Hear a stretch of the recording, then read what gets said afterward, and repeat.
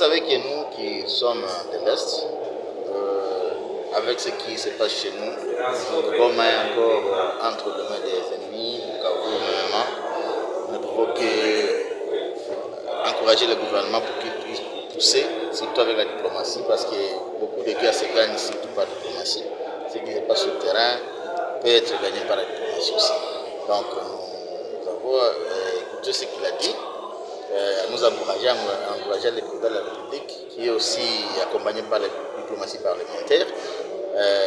Nous pensons qu'avec ça, nous pouvons espérer que notre pays puisse avoir recouvrer ses territoires. Quelles sont les matières qui ont pris la session? Il y a eu beaucoup de matières, vraiment.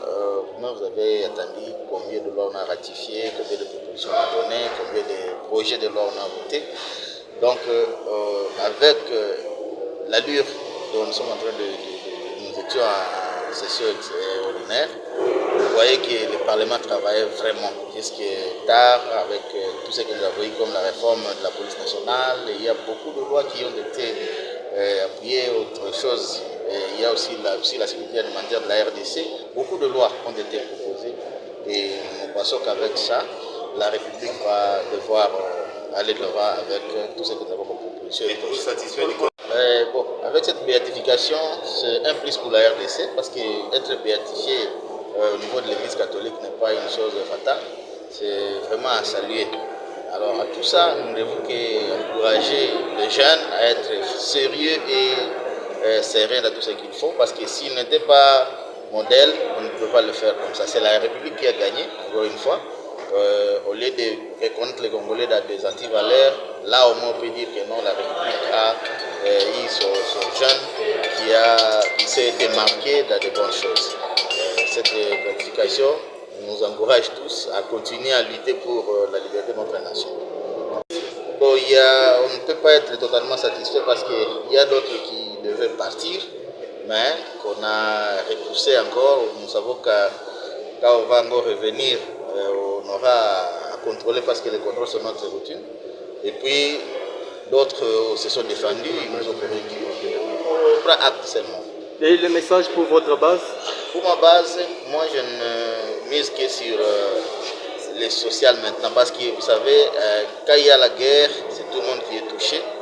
Je vous avais dit un jour qu'il y a une couche de la population qui souffre énormément, la couche des gens de troisième âge.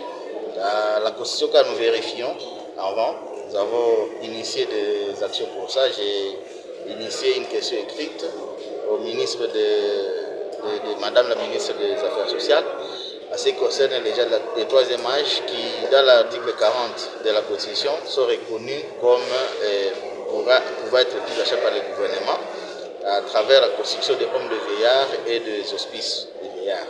Mais il y a à Beni chez moi, à Boutembo, ainsi qu'à une partie du territoire de Oumou, où les vieillards sont vraiment marginalisés, à ce sens qu'il y avait les parents qui les gardaient, mais par mégarde, par ce qui se passe là-bas avec le massacre et Kossor, on a tué ceux qui étaient leurs tuteurs.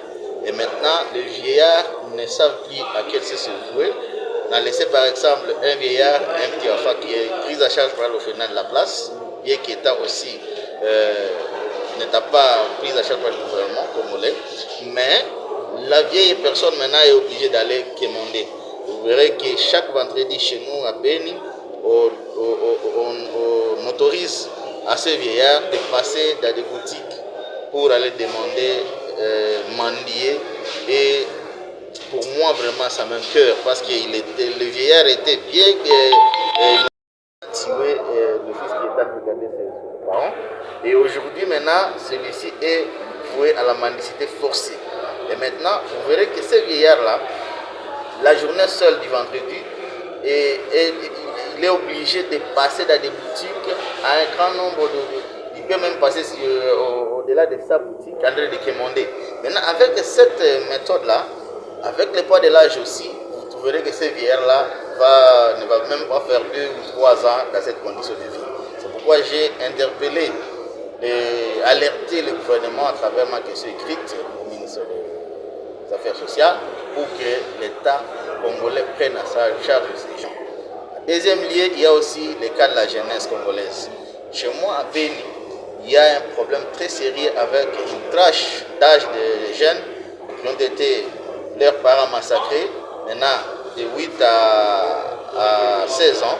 Ces gens-là perdent déjà l'âge scolaire et maintenant ils n'ont personne qui puisse leur payer les frais de scolarité et ils ont resté maintenant des illettrés comme ça et ils commencent par désespoir, ils sont maintenant dans la rue et ils ne savent plus à quelle session. Demain ou après-demain, ils peuvent devenir un danger pour la République. Donc, aussi j'ai initié une question écrite à la ministre de la Jeunesse et j'attends aussi des réponses quant à ça pour qu'on puisse voir comment encadrer ces jeunes gens. Notre alerte que j'ai pu pousser, c'est par rapport à ce qui se passe à Goma. Il y a des jeunes qui ont été recrutés par force, il y a des jeunes qui ont été malmenés, donc il y a des histoires qui ne sont pas vraiment expliquées. Et maintenant, ces jeunes-là, après la guerre, avec tout ce qu'ils ont eu subi comme traumatisme, comment les gouvernements congolais s'organisent pour qu'ils puissent au moins, tant soit fait, subvenir à leur prise en charge. C'est ça au moins ce que je peux... Vous n'avez pas envoyé un message